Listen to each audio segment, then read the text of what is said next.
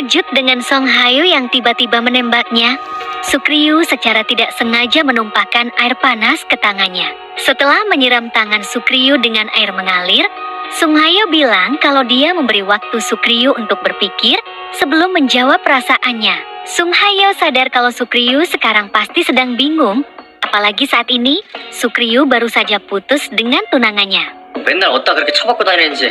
Begitu sampai di rumah, Song Hayo berpikir keras, apakah yang dia lakukan tadi sudah benar atau tidak. Di satu sisi, dia menyalahkan dirinya sendiri karena terlalu cepat mengutarakan perasaannya. Tapi di sisi lain, dia memuji dirinya sendiri karena berani mengambil keputusan untuk menembak Sukriyu.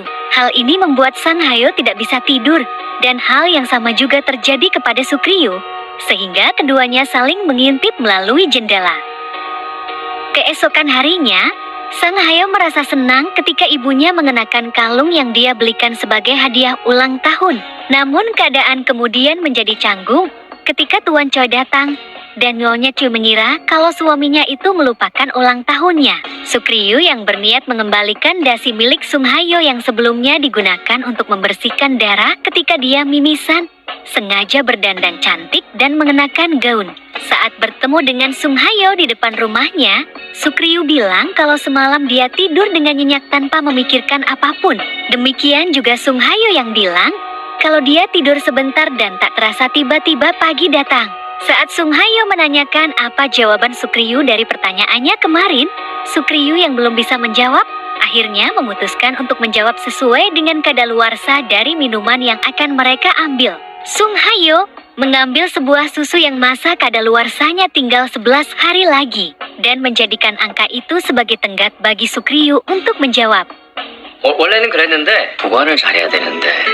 Sementara itu, Dan Hao yang ingin memahami seluk-beluk pekerjaan sebagai seorang paramedis, mendatangi kantor damkar dan berniat untuk bergabung dengan mereka. Demi meyakinkan bahwa dia bisa melakukan tugas sebagai seorang paramedis, dia pun memamerkan kemampuannya. Sementara itu, Nyonya Bai yang kembali bertemu dengan Hyunjun, kembali menanyakan alasan kenapa Hyunjun putus dari Sukriyu. Tapi Hyunjun masih tidak mau menjelaskan alasan yang sebenarnya, meski dia meyakinkan kalau dia masih mencintai Sukriyu. Sukriyu yang pulang ke rumah dan mendengar kalau adiknya meminta uang kepada ibunya untuk membeli follower Instagram, menjadi kesal karena ibunya selalu menuruti semua keinginan adiknya dan memanjakannya. Nyonya Bai beralasan kalau hal itu dilakukan karena sejak kecil terdapat lubang di jantung Dongjin. Tapi ketika dia tahu kalau Sukriyu mengambil kelas memasak, Nyonya Bai langsung memarahi Sukriyu habis-habisan. Sukriyu tidak habis pikir, kenapa orang tuanya membiarkan Dongjin memilih apapun yang dia inginkan, tapi tak membiarkannya bebas menentukan masa depannya sendiri. Tuan Bai khawatir Sukriyu akan kecewa karena harapannya yang terlalu tinggi pada pelanggan yang akan terus menyukai makanannya. Padahal membuka restoran tidak semudah yang dibayangkan. Sukriyu yang kesal akhirnya meninggalkan rumahnya, diikuti oleh Song Hayo yang mengajaknya ke sebuah tempat yang sering dia kunjungi ketika harus menenangkan seseorang. Song Hayo yang memahami apa yang diinginkan oleh Sukriyu, akhirnya menawarkan dapur di kantor Talir Inn untuk digunakan sebagai tempat memasak oleh Sukriyu. Keesokan harinya, Song Hayo mendatangi seorang klien yang akan merenovasi bioskopnya dengan menggunakan jasa dari perusahaan miliknya.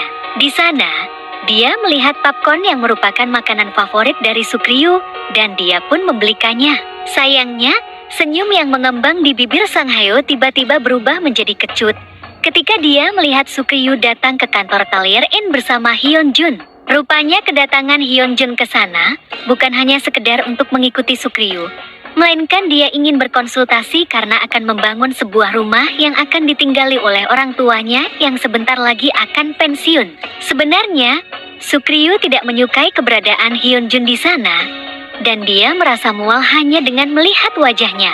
Song Hayo terpaksa menerima konsultasi dari Hyunjun sendiri, setelah Pak Yun tiba-tiba mendapatkan sebuah panggilan darurat dari istrinya. Keduanya kemudian mendatangi Sukriyu ke dapur, yang saat itu sedang membuat bakso. Setelah baksonya Jeti dan Sukriyu meminta keduanya untuk mencicipi makanan buatannya, Sukriyu tiba-tiba mengeluhkan kalau perutnya sakit. Saat Hyun Chun dan Song Heo berusaha memapahnya dan membawanya ke rumah sakit, Sukriyu lebih memilih diantarkan oleh Hyun Jun. Kepada dokter yang memeriksanya, Sukriyu bercerita kalau 3 tahun yang lalu, dia pernah menderita kanker lambung stadium 2 dan 70% lambungnya telah diangkat.